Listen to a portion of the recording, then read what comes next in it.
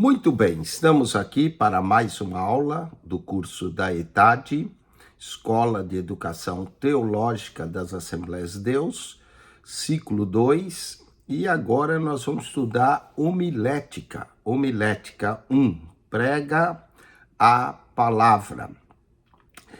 A pregação imprime ao cristianismo a forma mais expressiva para a comunicação do Evangelho de Cristo. Ela ocupou lugar central no ministério terreno de Jesus, que se identificou como pregador em público quando visitou a sinagoga de Nazaré, ao afirmar que fora enviado para evangelizar os pobres, proclamar libertação aos cativos e apregoar o ano aceitável do Senhor. Lucas capítulo 4, verso 18 e 19. Jesus foi um pregador itinerante. Seu púlpito, na maioria das vezes, era improvisado sobre um monte, na polpa de um barquinho, junto ao mar da Galileia ou em casa de amigos. Ele não tinha um lugar específico para pregar e nada o impedia de anunciar o evangelho do reino. Nas vilas, aldeias e cidades, o mais glorioso pregador da face da terra atraía multidões de pessoas eletrizadas por seus sermões, cheios de graça e de autoridade divina. Poder e graça lhe eram peculiares. John Brodus escreveu: a pregação de Jesus incluía todos os elementos calculados, como o fito mover a mente em todas as suas direções e levar o homem a ver, sentir, avaliar e tomar decisões morais. Portanto, o ministério da pregação tomou forma expressiva e dinâmica com o exemplo pessoal de Jesus. Ao pregar ao ar livre, sobre o monte, junto ao mar da Galileia, ele deu-lhe um sentido mais amplo e livre, libertando do formalismo. Sem dúvida, os discípulos foram preparados para darem continuidade ao ministério da pregação. Após a ascensão de Jesus, na melhor escola de homilética, pois tiveram o maior mestre de todos os tempos.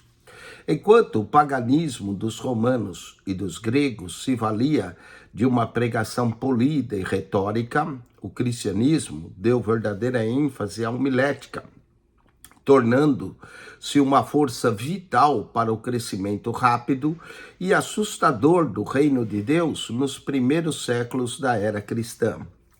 Na pregação, João Batista precedeu o Mestre Jesus, o qual seguiram-se os apóstolos. A história confirma esse fato. Entretanto, a pregação cristã não se restringiu aos apóstolos, visto que eles se preocuparam em preparar outros pregadores, os quais vemos destacado no Atos dos Apóstolos, como Paulo, Estevão, Felipe, Apolo, Silas, Tito e Timóteo, entre outros. Através desta matéria, aprenderemos as principais regras da homilética e seremos ajudados a preparar um sermão ordenadamente. Às vezes, fazemos anotações para ajudar nossa mente durante uma pregação. Porém, somente uma organização e estudando o assunto é que logramos êxito. Para que possamos assimilar ao máximo o conteúdo e, ao final da matéria, consigamos sozinho preparar o sermão, devemos ler mais de uma vez cada lição e fazer todos os exercícios. Não recomendamos decorar a matéria, mas aconselhamos que o aluno estude, raciocine sobre cada texto e, acima de tudo, que ore para que Deus o ilumine, em especial sobre aqueles pontos difíceis de entender. Pregação não se fabrica em série, mas se recebe por iluminação do Espírito Santo, que também provê o conteúdo. Cabe-nos apropriar-se desse conteúdo e montarmos o sermão cuidadosamente, colocando os pensamentos inspirados em uma ordem tal que os efeitos sejam construtivos.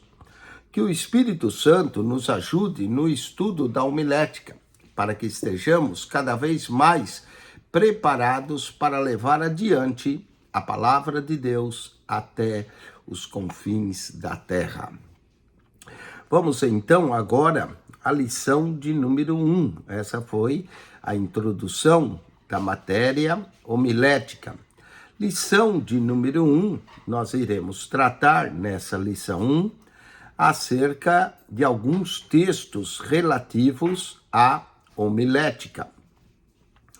Então, na lição de número 1, abordaremos aqui a primeira coisa, o que é a homilética. Lição 1, vamos entender o que é a homilética. Homilética é a arte da preparação e comunicação dos sermões. De maneira alguma, tal estudo anula a ação do Espírito Santo. A homilética apenas coloca os pensamentos iluminados por ele, pelo Espírito Santo, numa ordem que facilite a exposição do sermão. Todo o ministério da palavra de Deus tem seu ponto de partida no púlpito, terminando também no púlpito. Por isso, o pregador deve se preparar o melhor que puder, através da oração e da meditação nas Escrituras, para apresentar mensagens poderosas e com uma unção divina. Nessa lição, aprenderemos o que é homilética, como ela se desenvolveu no ministério da pregação do Evangelho na era cristã, desde o primeiro século, e que importância tem para o pregador. Descobriremos que pregar não é tão simples como se pode julgar à primeira vista, e que, conhecendo algumas regras de como preparar sermões, o nosso ministério terá mais êxito. Nessa lição, nós vamos estudar 6 textos. No primeiro texto, abordaremos a origem da homilética. No texto 2, falaremos da pregação na igreja primitiva. Texto 3, falaremos do desenvolvimento da arte de se expressar e se expressar bem. No texto 4, trataremos o desenvolvimento do raciocínio. Texto 5, o aprimoramento dos conhecimentos gerais. E texto 6, o desenvolvimento da vida espiritual. Vejamos então cada um desses textos. Texto 1, a origem da homilética. Introdução. Homilética é a ciência que, quando considerada sob o ponto de vista de seus fundamentos teóricos, históricos, psicológicos e sociais, como disciplina teológica, homilética é aquele ramo da teologia prática e da habilidade ministeriais que trata de regras relativas à preparação e à entrega do sermão. A palavra portuguesa homilética tem suas origens etimológicas em palavras da cultura grega. Homilética provém do grego de homiléticos, que significa sociável. Há também o verbo homilien, que está em companhia de, e o substantivo homílios, que quer dizer assembleia. Na era cristã, o termo homilia significava a pregação em tom familiar e na literatura clássica era empregada como sentido de conversão. Outra palavra grega é querigma, que era usado para pregação. As regras da homilética no preparo de um sermão não visam suprir a inspiração e unção do Espírito Santo. Não só é necessária, mas também indispensável essa inspiração à pregação do Evangelho. Elas fornecem ao pregador recursos para a elaboração dos pensamentos que são inspirados pelo Espírito Santo, colocando-nos em uma ordem lógica. Por termos a grande verdade a transmitir ao mundo, devemos possuir uma forma eficiente para a sua transmissão. Ligados à homilética, há 3 termos muito relacionados entre si, porém distintos quanto aos seus significados, que são a oratória, a eloquência e a retórica. Vamos definir cada um desses. Comecemos pela oratória. Oratória é um conjunto de regras que constitui a arte do falar ou do bem dizer. A oratória é a arte de falar em público, de forma elegante, precisa, fluente e atrativa. Muitos pregadores são estudiosos, pesquisadores, inteligentes, homens de oração, mas falham quanto à elegância e à fluência na transmissão da mensagem divina. Falemos do segundo elemento da homilética, a eloquência. A eloquência é a capacidade de falar e expressar-se com desenvoltura. A eloquência pode ser desenvolvida na teoria e na prática da oratória. Quanto mais se pratica, mais eloquente você fica. É o dom natural da palavra, desenvolvido de modo coordenado, coerente e fluente. E vamos ao terceiro elemento da homilética, a retórica. É a arte do bem argumentar. A retórica é o estudo teórico e prático de regras que desenvolve e aperfeiçoa o talento natural da palavra, baseando-se na observação do raciocínio. Na retórica, vemos o apóstolo Paulo, na carta aos Romanos, fazendo perguntas e as respondendo. Essa é a arte do argumentar e o argumentar bem. A mesma coisa faz um advogado numa corte. Ele argumenta através de suas perguntas, levando o desenvolvimento do raciocínio. Como vemos, a homilética é a arte de cultivar a terra. Se souber usar a ciência e as técnicas agrícolas, o lavrador terá resultados satisfatórios. Assim, da mesma forma, o pregador que sabe aonde quer chegar, saberá como chegar. A pregação é a homilética que é colocada em prática. Essa matéria o aluno vai ter que praticar. Não é apenas teórica, você precisa preparar e transmitir os seus sermões. Vamos aos exercícios. 1.1. A ciência aplicada na arte de preparar e comunicar sermões é chamada, letra B, homilética. 1.2. O termo homilia na era cristã significava o ensino em casa, ou ensino em tom familiar. Pode ser ensino em tom familiar, letra C. Vamos a 1.3. Oratória é a arte de falar em público. E aqui a resposta é A, de forma elegante, precisa, fluente e atrativa. 1.4. 2 termos relacionados entre si e ligados à homilética são, letra C, eloquência e retórica. Passemos ao texto 2, já que você entendeu o que é homilética, entendeu alguns componentes da homilética, como oratória, eloquência e retórica. Agora iremos ao texto 2. Falaremos da pregação na igreja primitiva. Podemos aprender muito disso no livro de Atos. Atos é também um livro de homilética. Contém a pregação de Pedro, a pregação de Estevão, a pregação de Filipe, a pregação de Paulo. Então, nós podemos aprender com esses pregadores. Então, vejamos a pregação na igreja primitiva. No primeiro século da era cristã, não havia uma forma única de pregação nas reuniões. As homilias tiveram sua evolução prática através do desenvolvimento da igreja, no seu intenso trabalho de expandir-se.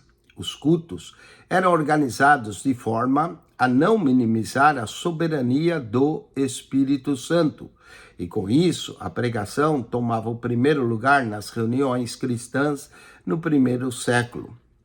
Não havia templos construídos, os cultos eram celebrados nas casas, razão pela qual as homilias tinham um cunho muito informal e familiar. Não existindo ainda o Novo Testamento, os apóstolos apresentavam a doutrina de Cristo, comparando com a que dizia o Antigo Testamento. As profecias referentes a Cristo e o seu Evangelho eram destacadas e à luz da interpretação literal e figurada. O Espírito Santo os iluminava acerca das grandes verdades escondidas e reveladas na obra de Cristo e através do Antigo Testamento. O livro de Atos mostra-nos o tipo de pregação, muito comum nos dias da Igreja Apostólica. Já dissemos que essa pregação, que a forma era informal e familiar, isto é, era mais voltada para uma conversão em grupo. Os métodos empregados para esse tipo de pregação eram os de argumentação, em que os pensamentos do texto bíblico eram expostos e discutidos de forma ponderada. Outro método era também o explicativo, ou ainda o método didático. O verbo ensinar aparece muitas vezes no livro de Atos dos Apóstolos, e sempre para indicar o tipo de pregação explicativa. O dirigente escolhia um texto do Antigo Testamento e, depois de lido, passava a explicá-lo. Depois fazia aplicações à vida cristã diária dos crentes. A preocupação era pôr em evidência as profecias e o seu cumprimento no presente na vida de Jesus. Visto que os cristãos não eram observados com bons olhos por parte do povo e das autoridades religiosas e também das autoridades do Império Romano, suas reuniões eram normalmente secretas, de sorte para que não chamasse a atenção. Não havia grandes ajuntamentos como os nossos dias. Grupos de cristãos se reuniam na casa de um dos membros da igreja, e ali a comunicação verbal tinha seu ponto mais alto no ensino. O Novo Testamento fala a respeito de oficiais da igreja, que se ocupavam do ministério da pregação e do ensino e da oração. Atos capítulo 6, verso 4 e Atos 21, verso 10. São conhecidos como apóstolos, profetas e mestres. Os profetas e mestres ou doutores esclareciam o significado das passagens do Antigo Testamento e dos evangelhos às igrejas. Todos eles exerciam seus ofícios não apenas pela indicação de uma autoridade, mas porque revelavam estar habilitados para tal pelos dons do Espírito Santo. A igreja primitiva cresceu poderosamente e assombrosamente, porque a sólida base da fé estava associado ao ensino das verdades bíblicas, chamada no livro de Atos como a doutrina dos apóstolos. Vamos aos exercícios. Marque se para certo e E para errado. Os cultos da igreja primitiva eram celebrados em grandes auditórios com excelentes resultados. Errado. Era celebrado nas casas. 1:6. Era comum os apóstolos apresentarem nos cultos, que eram realizados na casa dos cristãos, a nova doutrina de Cristo, comparando com o que dizia o Antigo Testamento, uma vez ainda que não existia o Novo Testamento. Certo. 1:7. O Novo Testamento fala de oficiais da igreja, que se ocupavam no ministério da pregação e do ensino, conhecidos como apóstolos, profetas e mestres, certo? Vamos agora ao texto 3, o desenvolvimento da arte de se expressar. Uma das funções da homilética é propiciar ao pregador uma melhor habilidade na fala, isto é, na arte de expressar o que sente e o que sabe. É fato que nem todos possuem o dom natural da palavra, mas aquele que aspira e exerce o ministério da palavra deve buscar aprimorar-se a sua capacidade de expressão. A dificuldade de expressão tem sido uma das principais causas de frustrações de muitos pregadores. Este, no entanto, é um dos problemas que o pregador pode suprir se estiver disposto a pagar o preço exigido para isso, que é perseverança e exercício e prática contínua desse ministério da pregação. O sucesso do pregador depende não só de oração e estudo frequente das Escrituras, mas também da sua persistência em continuamente melhorar a sua capacidade de expressar a palavra de Deus. A comunicação clara é indispensável ao bom desempenho na exposição da mensagem de Cristo. O pregador que tem menos facilidade de se expressar não encontra quem o ouça por muito tempo, enquanto que aquele que tem maior facilidade de expressão é mais ouvido. Falemos um pouco da arte de se expressar.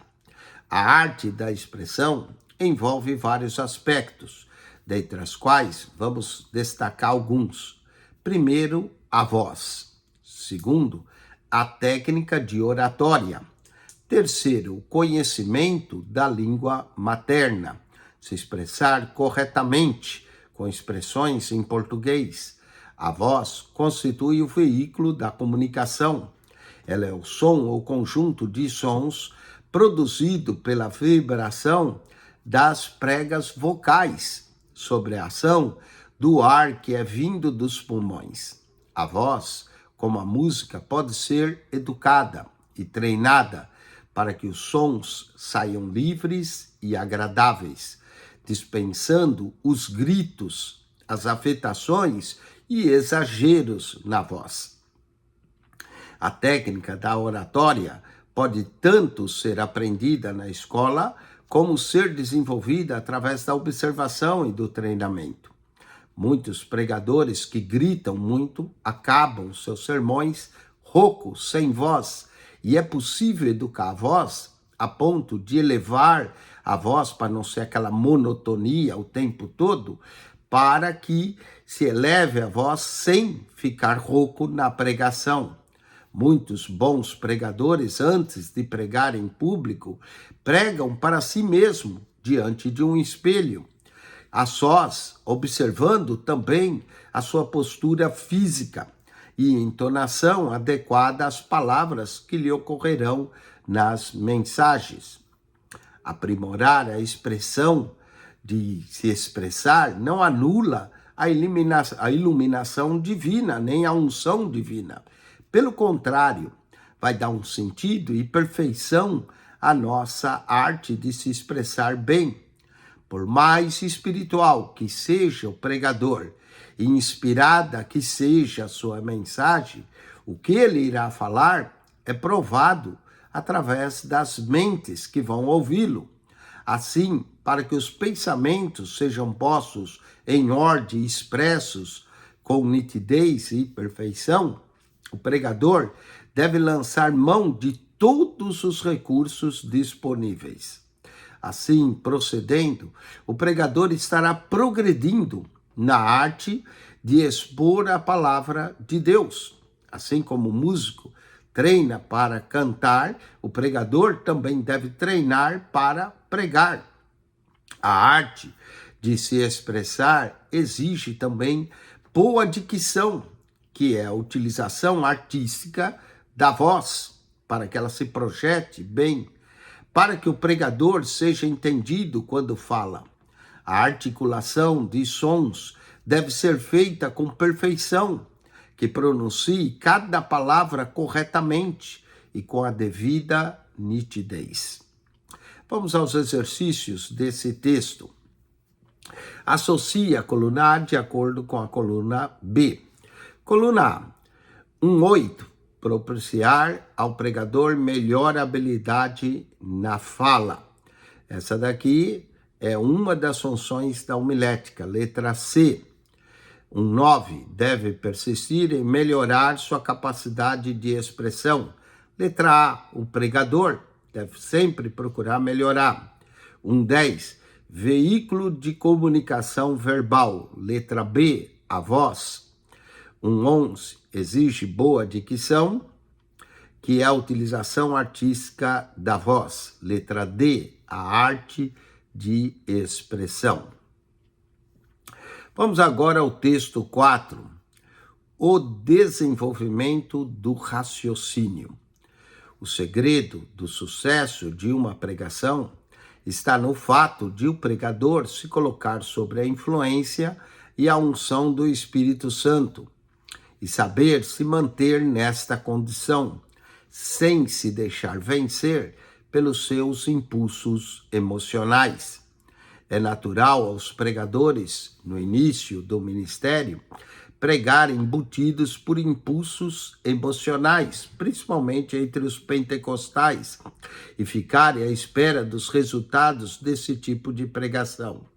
Entretanto, o tempo pode ensinar ao pregador que o ardor espiritual que estremece o seu coração deve ser comedido, ou seja, com as medidas certas. O pregador não pode equivocar-se entre razão e a emoção, mas deve dosá-las em seus sermões para produzir resultados positivos na mente e nos corações dos ouvintes. Um pregador desequilibrado emocionalmente, no momento de grande inspiração num sermão, pode se perder quanto ao objetivo da sua pregação. E ainda dizer que isso foi obra do Espírito Santo. Vamos agora à pregação pensada, raciocinada e ponderada, previamente sobre a inspiração do Espírito Santo. Ela vai ter uma aplicação mais sólida e uma compreensão melhor daqueles que o ouvem. Já em uma pregação que é feita de última hora, os pensamentos podem ser vazios e incompletos, pois se baseiam em recursos instantâneos que a emoção oferece no momento. Emoção e razão devem unir-se na pregação, para que sejam evitados os extremismos. Graça e conhecimento são pesos iguais na avaliação de uma mensagem frutífera. 2 Pedro 3,18. Antes crescei na graça e no conhecimento de nosso Senhor Jesus Cristo. Não só emoção, nem só razão. Ambas devem estar juntos, dosando a mensagem, tornando aceitável não só a alma, mas também ao coração, mas também à mente daquele que ouve. Jesus foi um exemplo quanto ao uso adequado da emoção e da razão como forças motivadoras da mensagem que ele, Jesus, pregava. Ele pregava ao coração, mas também pregava a mente dos seus ouvintes. O desenvolvimento do raciocínio baseia-se em conhecimentos, e esses são assimilados através da leitura, da meditação da palavra de Deus. 1 Timóteo 4,13, persiste em ler. Por isso, Paulo aconselhou a Timóteo, aplica-te à leitura.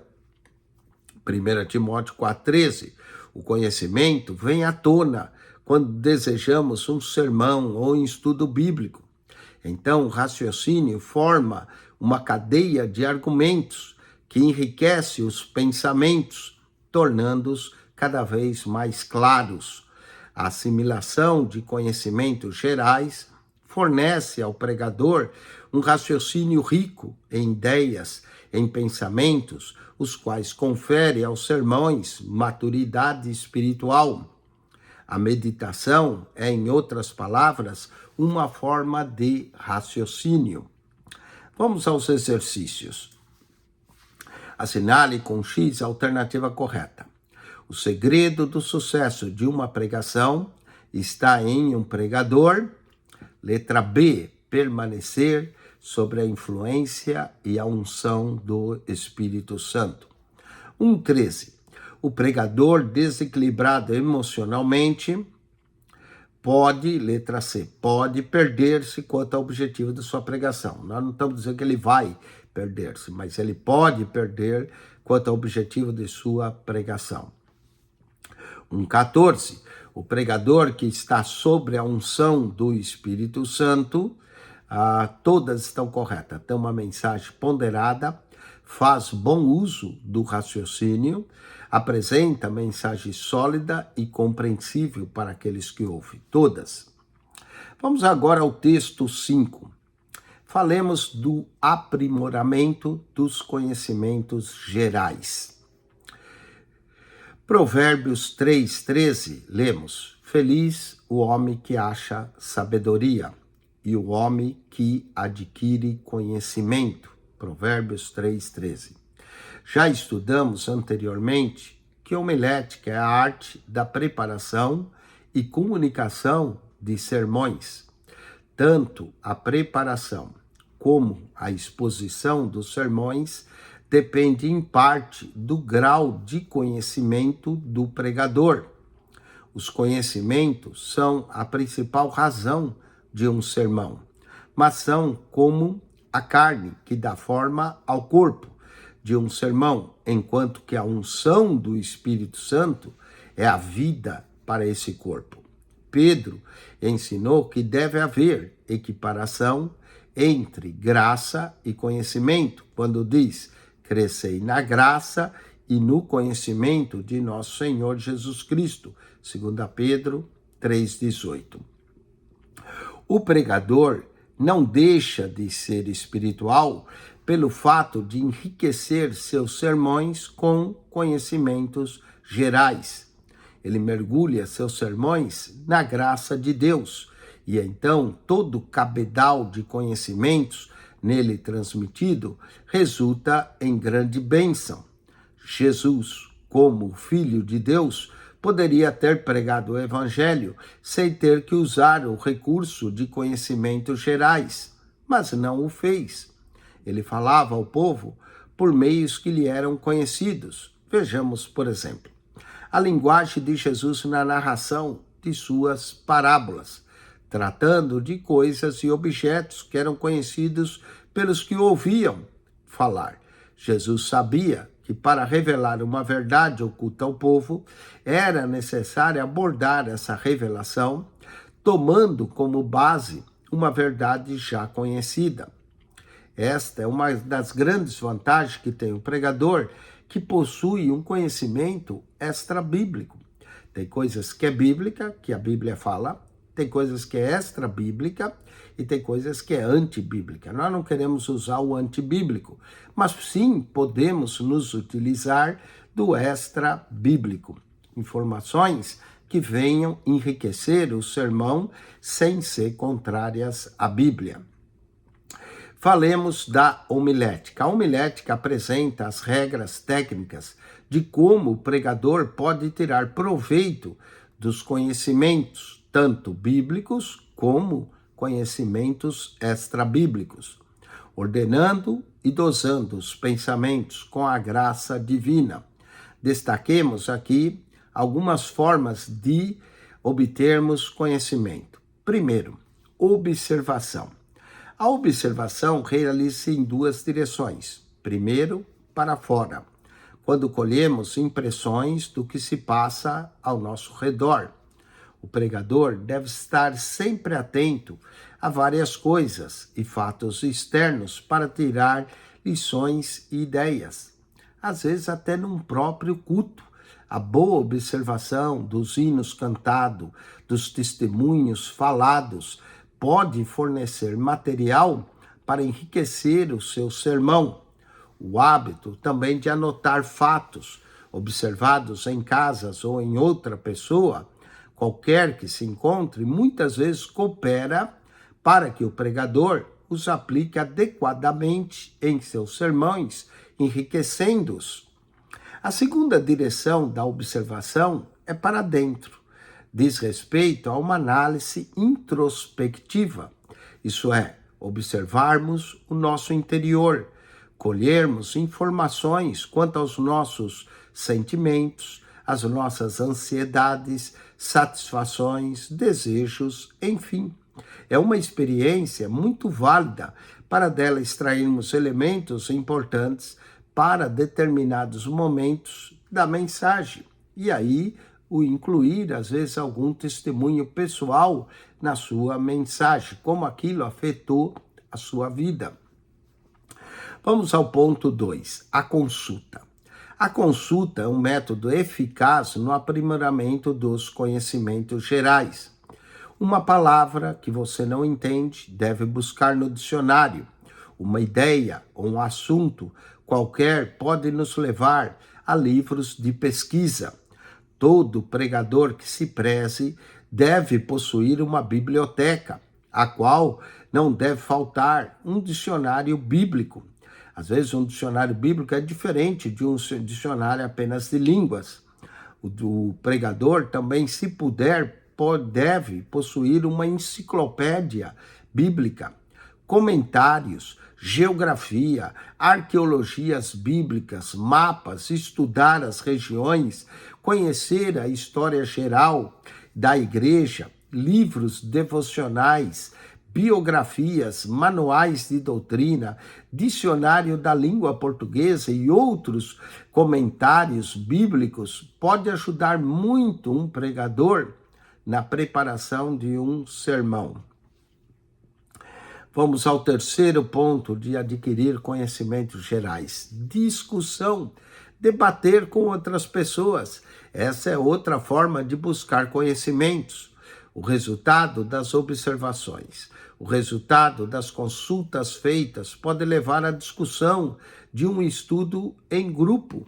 É um estudo que é desenvolvimento, a cooperação de todos que participam. Quando o pregador sozinho não consegue captar suficientemente entendimento em determinado assunto, nada melhor do que discutir com outras pessoas que nutrem o mesmo interesse por ele. Conversar com outros pregadores, obter ideias, discutir ideias teológicas, ouvir debates entre pregadores. Hoje há uma riqueza de debates nos canais do YouTube. E no nosso próprio canal você pode encontrar muito material de conhecimento. Nós comentamos toda a Bíblia, nós trazemos personagens bíblicos no nosso canal, temos aulas de escola dominical, aulas do curso de teologia. Há também um verso da Bíblia por dia, mais de 1.580 sermões que nós temos ali no nosso canal. Entre lá, pesquise, vá no playlist, você vai achar um material muito rico para aumentar o seu conhecimento geral. 40 anos de ministério que nós temos estão ali no canal do YouTube. Você vai economizar uns 40 anos ouvindo o nosso canal. Vamos aos exercícios. Marque C para certo e E para errado. 1,15. Diz a Bíblia que o homem convertido não precisa se preocupar em adquirir sabedoria e conhecimento. Errado. A Bíblia manda adquirir sabedoria e conhecimento no livro de Provérbios. 1,15. Errado. 1,16. O pregador não depende de conhecimentos gerais para apresentar uma boa mensagem. Novamente errado. Para uma boa mensagem, o pregador depende sim de conhecimentos gerais. Jesus utilizou-se deles, quanto mais nós. 1,17. O pregador deve buscar conhecimentos gerais. Todavia, esses não são suficientes. ele depende da unção do Espírito Santo. Verdade, toda pregação tem que estar debaixo da unção do Espírito Santo. Já dizia Wesley, coloque fogo nos teus sermões ou coloque os teus sermões no fogo, não é? Então nós dependemos da unção do Espírito Santo para que os nossos sermões alcancem o coração das pessoas. A nossa voz, a nossa oratória só pode ir da nossa boca até os ouvidos do ouvinte. Mas quem leva dos ouvidos ao coração, à alma, é o Espírito Santo. É ele que abre o entendimento das pessoas. Portanto, todo sermão depende da unção, da graça, da convicção do Espírito Santo. Vamos ao texto 6, o desenvolvimento da vida espiritual. Nós falamos de desenvolvimento da arte de expressão, desenvolvimento de conhecimentos gerais, mas o pregador deve desenvolver-se na área espiritual. Não pode haver um verdadeiro sucesso na pregação sem o cultivo de uma vida espiritual dinâmica.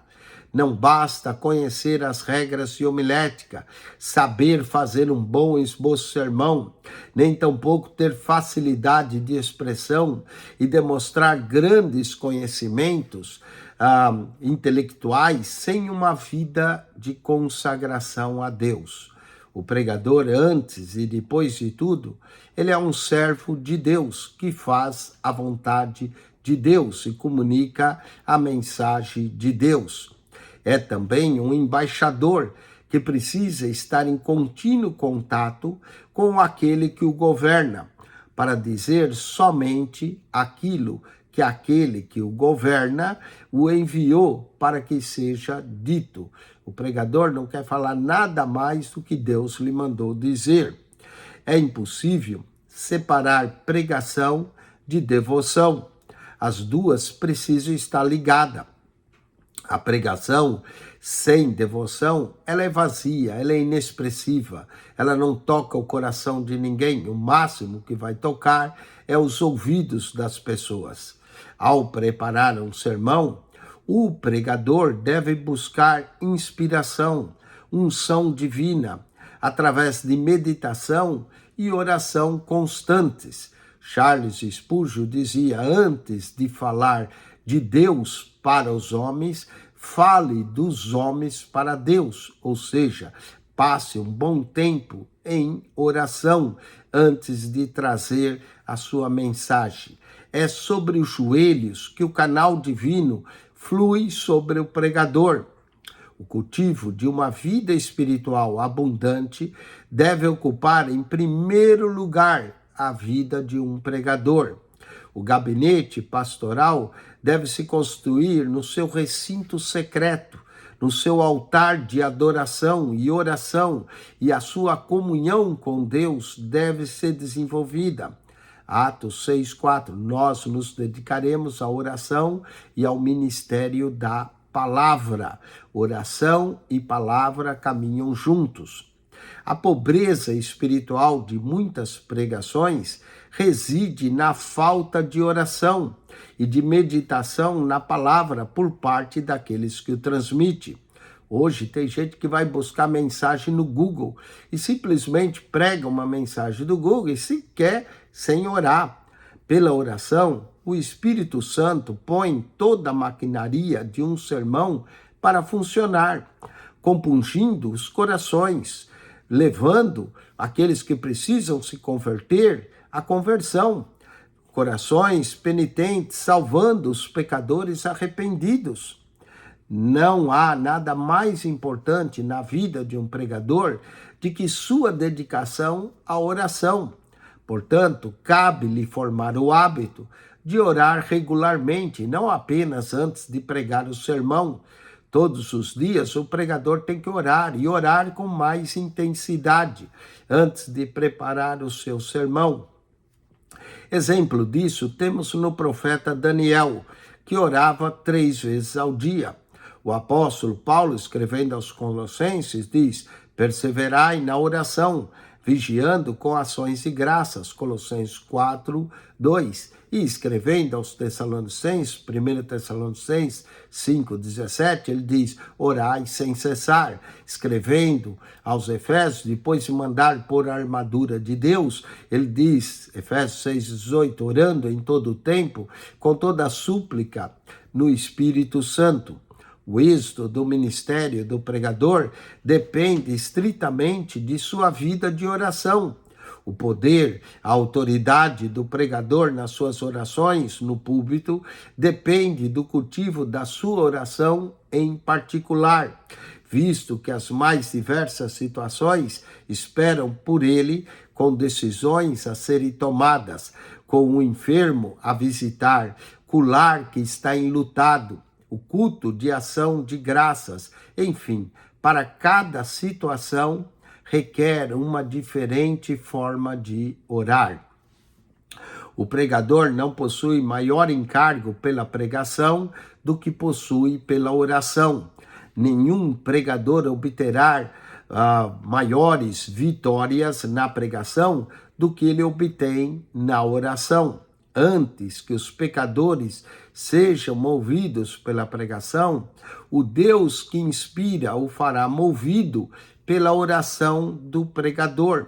Sua pregação terá cheiro de morte para a morte, se não estiver saturada pelo orvalho da oração. A oração é a expressão da alma. Assim como o ar precisamos respirar para ter vida, a alma precisa orar para ter vida espiritual. No entanto, com a oração, cheiro de vida para a vida, 2 Coríntios 2,16. Se da prática da oração o pregador não se apartar num só instante. Certo, o pregador disse, a pregação que mata é a da letra. Pode ter bela forma e ordem, mas continua a ser letra. Letra rude e seca, casca nua e vazia. A pregação do Espírito é aquela que voa sob duas asas, chamadas oração e meditação na palavra. Oremos mais antes de pregar. Exercícios. Associe a coluna A de acordo com a coluna B. Coluna A, 1,18. Sem o contigo desta, não haverá verdadeiro sucesso da pregação. Letra B, a vida de oração. 1,19. Esta é, antes de tudo, um servo que faz a vontade de Deus. Letra A, o pregador. Constitui-se no êxito de um ministério do pregador. Letra C, vida espiritual dinâmica. Vida espiritual dinâmica. Vamos à revisão dessa lição. Marque C para certo e para errado. 1,21. Oratória, eloquência e retórica são termos ligados entre si e à homilética. Certo. 1,22. Os oficiais da igreja no Novo Testamento, que se ocupavam do ministério da pregação e do ensino, eram conhecidos como revolucionários. Sim, eles revolucionaram o mundo, transtornaram o mundo. Pode colocar certo na 1,22. 1,23. Uma das funções da homilética é propiciar ao pregador melhor habilidade na fala, isso é, na arte de expressar o que sente e o que sabe, certo? 1,24. Emoção e razão devem estar desassociadas na pregação, errado.